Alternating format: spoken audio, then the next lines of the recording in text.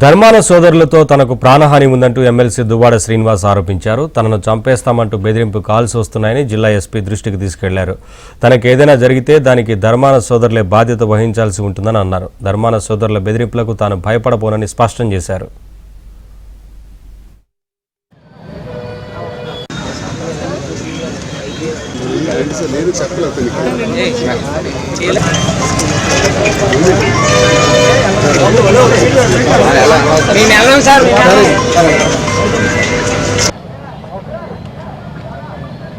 SP గారు కూడా నాడు కంప్లైంట్ ఇవ్వడం జరిగింది. ఇలా ఉంటే రీసెంట్గా జిల్లాలో జరుగుతున్నటువంటి అన్యాయం పైన నేను గట్టిగా మాట్లాడతాను. ఒక అగ్రెసివ్ లీడర్గా నేను ఎప్పుడు అన్యాయం చేయలేదు, అవినీతి చేయలేదు, అక్రమాలు చేయలేదు, భూదందాలు చేయలేదు, ₹1 లంచం తీసుకోలేదు. మరి నేను ఎందుకు ఊరుకుంటాను?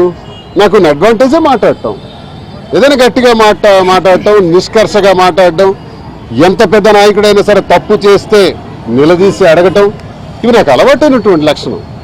ఉద్యమాలు వచ్చినటువంటి నేపథ్యం ఇది. నేను ఒక్కడే రాజకీయాల్లో ఈస్ట్ కోస్ట్ థర్మల్ ప్లాంట్కి వ్యతిరేకంగా పోరాటం చేసిన వాడిని. 36 గ్రామాలకు కలిసి పోరాటం చేసి మత్స్యకారులు, రైతులు అందరికీ కూడా కాపాడటానికి ఆ థర్మల్ పవర్ ప్లాంట్ని తరిమి కొట్టినటువంటి వాళ్ళు. సెంట్రల్ గవర్నమెంట్ రెస్పాండ్ అయ్యి జయరాం రమేష్ ఆ థర్మల్ ప్లాంట్ని నిలుపుదల చేశారు. ఒక్కడిగానే ఎదుర్కోవడం, ఒక్కడిగానే నిలదీయటం, ఇవన్నీ నాకు అలవాటైనటువంటి జీవితం. మరి ఇటీవల కాలంలో జిల్లాలో జరుగుతున్నటువంటి ఒక రౌడీజం, ఇది ఎప్పుడు నేను జీవితంలో చిన్నప్పటి నుంచి చూస్తున్నాను. 25 సంవత్సరాల నా జీవిత చరిత్రలో కులాహంకారం అన్నమాట. అంటే తొక్కి పెట్టేయడం, బలహీనపరచడం, రాజకీయంగా అధికారాన్ని చూపించి